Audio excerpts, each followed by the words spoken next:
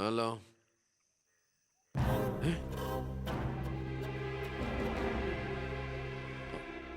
എപ്പോ?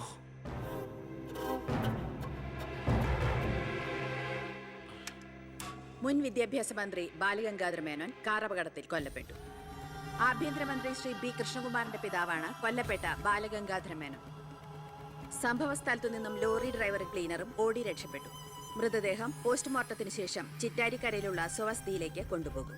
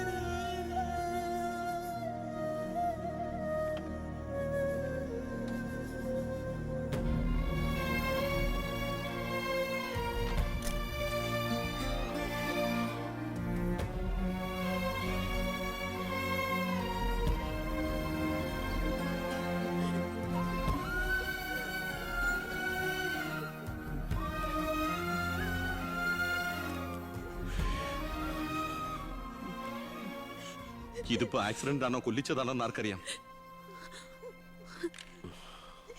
അധികാരം ഒഴിഞ്ഞു കൊടുക്കാതിരിക്കാൻ വേണ്ടി സ്വന്തം മകൻ തന്നെ കൊല്ലിച്ചതാണെന്ന് എല്ലാരും പറയുന്നേ.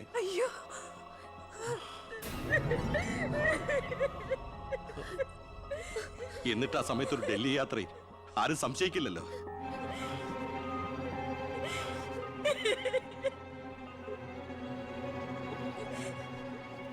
അമ്മേ, അച്ഛനേക്കാൾ വലുതാണോടെന്ന് എനിക്ക് അധികാരം, മന്ത്രിസ്ഥാനം. അച്ഛനെ എതിർത്ത് ഒടുവിൽ നീ സ്വന്തം അച്ഛനെ. അമ്മേ, എനിക്ക് നിന്നെ കാണണ്ട, പോ എന്റെ മുമ്പിൽ നിന്ന്.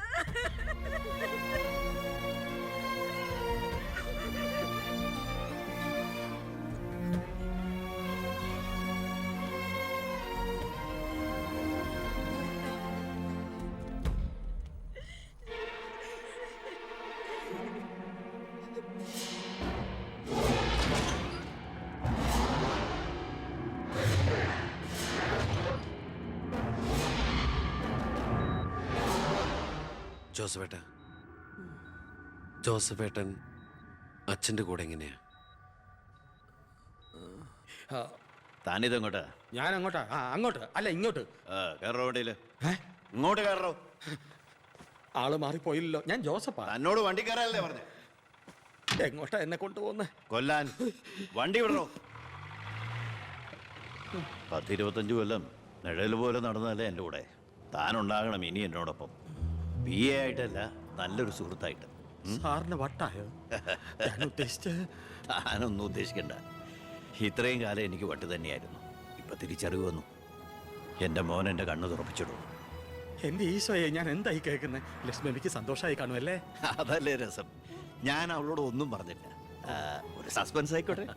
മകനും മരുമകളും പെട്ടെന്ന് വീട്ടിൽ വന്ന് കയറുമ്പോ അവൾ അന്തം വിട്ടു.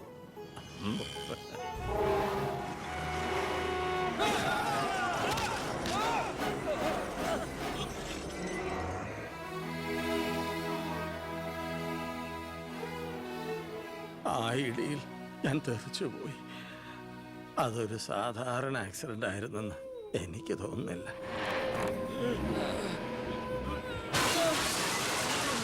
അല്ലെങ്കിൽ പിന്നെ ആ ലോറി പിന്നോട്ടെടുത്ത ശേഷം പിന്നെയും കൊണ്ടുവന്നിടിച്ച എന്തിനാ? മനപ്പൂർവ്വം ആരോ ജയിച്ച പോലെ.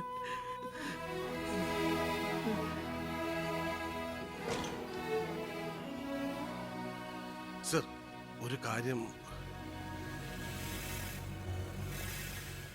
ആ ലോറി ഡ്രൈവറും കിളിയും ഒളിച്ചിരിക്കുന്ന സ്ഥലം കണ്ടുപിടിച്ചു. പക്ഷേ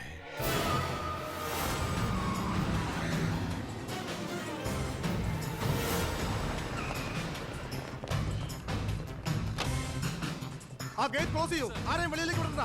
Come on, round up, go fast. Sir. Come on. എന്താ? Sorry, madam. Sir. ആ നോക്കൂടെ, ആ ബാത്റൂമില് ഏട്ടാ അയ്യോ അടി, എന്താ പ്രശ്നം? എന്താ ഇത് ലുക്ക് ദാർ. എന്താ പ്രശ്നം? അവിടെ ആരെങ്കിലും ഉണ്ടോ?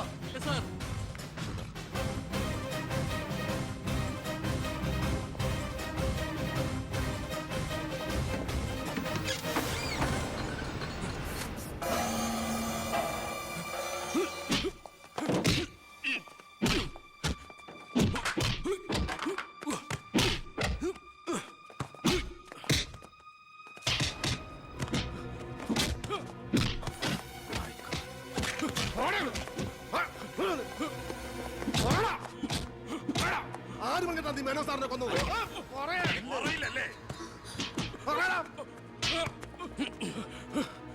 ഇവരിൽ ആര് പറഞ്ഞിട്ടാടാ നീ ഇവിടെ കയറി വിളിച്ചത്? പറയടാ. ഒന്ന് നിർത്തുന്നുണ്ടോ? അമ്മേ എന്താ എന്താ ഇവിടെ? അമ്മേ, ഇവന് അച്ഛനെ, എന്നിട്ട് ഈ വീട്ടിൽ തന്നെ. വേണ്ട, നീ നിന്റെ പോലീസും ചേർന്ന് എന്നെ ബോധ്യപ്പെടുത്താനാണ് ഈ വേഷം കെട്ടെങ്കിൽ അത് വേണ്ട. നിനക്ക് എന്ന് തുടങ്ങിയടാ നിന്റെ അച്ഛനോട് ഇത്ര സ്നേഹം? ദയവ് ചെയ്ത് ഇവിടുന്ന് ഇറങ്ങി പോകുന്നുണ്ടോ? ഇല്ല, ഇവനെ കൊണ്ട് സത്യം പറയിപ്പിച്ചിട്ട് ഞാൻ പോവൂ. ഈ ലോകത്ത് എന്റെ അമ്മയെ മാത്രം എനിക്ക് ബോധിപ്പിക്കണം, ഞാനല്ല എന്റെ അച്ഛനെ കൊന്നതെന്ന്. പറയടാ, ആരടാ നിന്റെയൊക്കെ പിന്നില്? ആരടാ നിന്റെയൊക്കെ പിന്നില്? പറയടാ. പറയാൻ ആരടാ എന്റെ അച്ഛനെ കൊന്ന്? ഇവനെ തല്ലിക്കൊന്നാലും പറയില്ലടാ. എനിക്കറിയാം ആരാണെന്ന്. ഇനി എനിക്ക് പിടിച്ചു നിൽക്കാനാവില്ല. ഞാൻ പറയാം.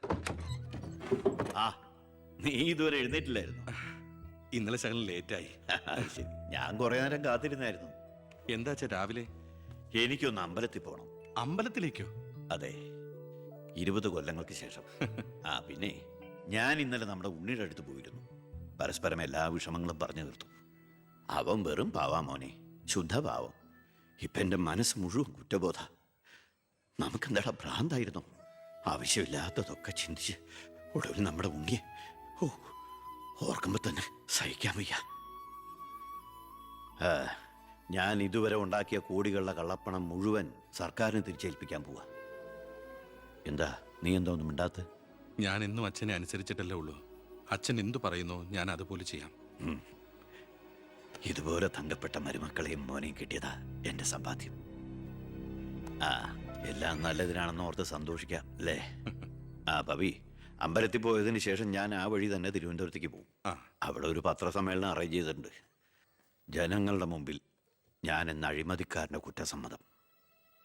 എനിക്കിപ്പോൾ വേണ്ടത് മനസമാധാനമാണ്. മനസമാധാനം മാത്രം.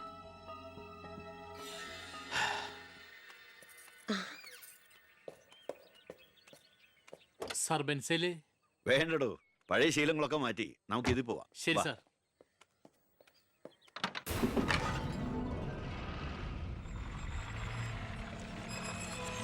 White ambassador KL188888 X minister Balagangadhara Menon.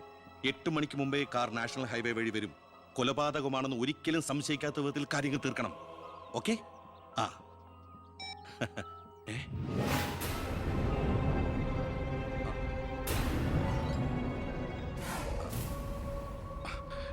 നീ ഇവിടെ നിപ്പുണ്ടായിരുന്നോ?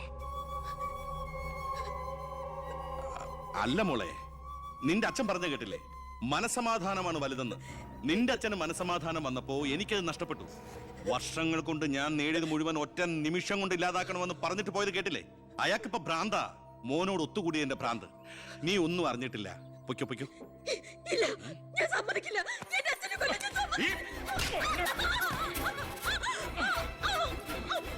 ശബ്ദിച്ചു പോരുത്, കൊന്നുകളയും ഞാൻ. ഇത് പുറലോകം അറിഞ്ഞ നീ നിന്റെ പുന്നാര മക്കളും പിന്നെ ജീവനോടെ ഭൂമിയിൽ കാണില്ല. മനസ്സിലായി?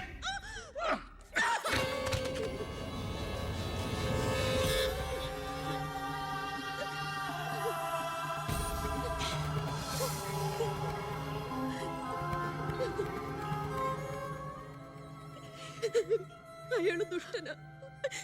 പണത്തിന് വേണ്ടി എന്തും ചെയ്യാൻ മടിയില്ലാത്തവൻ. ഞാനിത് പറഞ്ഞാൽ എന്നെ കുട്ടികളെ അയാൾ കൊല്ലും. പറഞ്ഞില്ലെങ്കിൽ ഈ ജന്മം എന്റെ അച്ഛന്റെ ആത്മാവിനോട് പൊറുക്കില്ലടാ. മോനെ ഉണ്ണി, എന്നോട് പൊറുക്കടാ.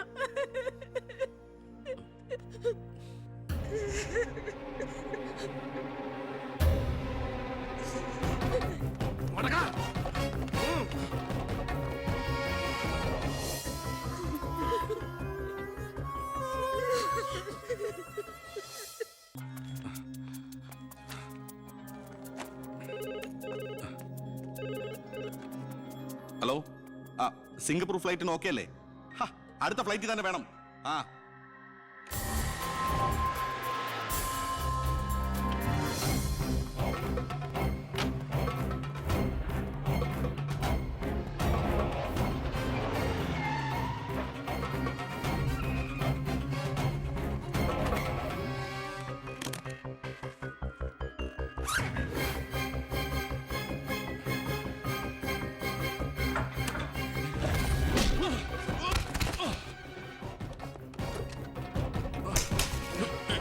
എന്ത് തെറ്റാ എന്റെ അച്ഛൻ നിന്നോട് ചെയ്തേ?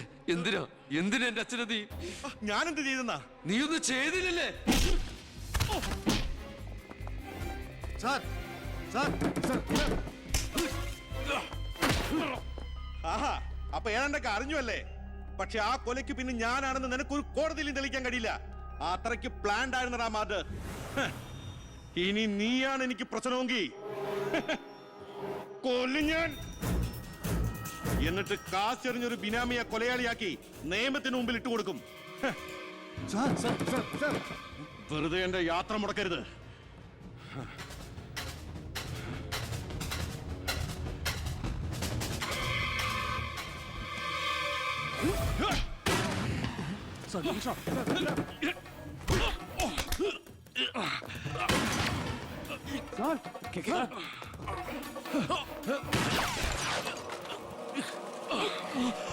അത് നോക്ക് സാർ.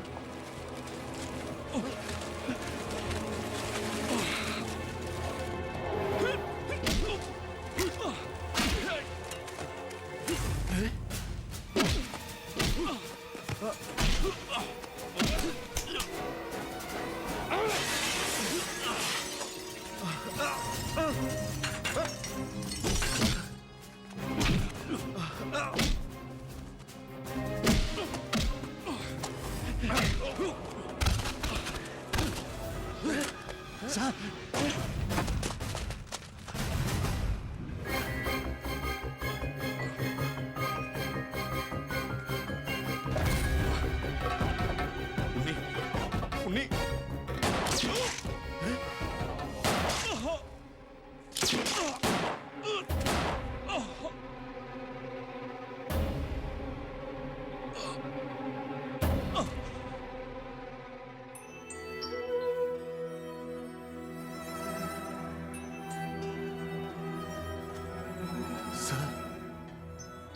ഞാനിത് ചെയ്തില്ലെങ്കിൽ അച്ഛന്റെ ആത്മാവിന് ശാന്തി കിട്ടില്ല. എന്ത് ശിക്ഷ ഏറ്റുവാങ്ങാനും എനിക്ക് സന്തോഷമേ ഉള്ളൂ. നോ സർ, സാർ ശിക്ഷ ഏറ്റുവാങ്ങി ജയിലിൽ കിടക്കേണ്ട ആളല്ല. നിങ്ങളെപ്പോലൊരു മന്ത്രിയെ ഈ നാടിന് ആവശ്യമാണ്. ജനങ്ങൾ അത്രമാത്രം പ്രതീക്ഷ സാറിന് അർപ്പിച്ചിരിക്കുന്നത്. ഒരുപാട് നന്മകൾക്ക് വേണ്ടി ഇത് നമുക്ക് മറക്കാം സാർ. അതെ സാർ. ഹോം മിനിസ്റ്ററെ പ്രതി കരുതിക്കൂട്ടി വിളിച്ചു വരുത്തി അറ്റാക്ക് ചെയ്തു. ആസ് എ സെക്യൂരിറ്റി ഓഫീസർ എനിക്ക് അയാളെ കൊല്ലേണ്ടി വന്നു. CRPC 130, 131. FIR closed.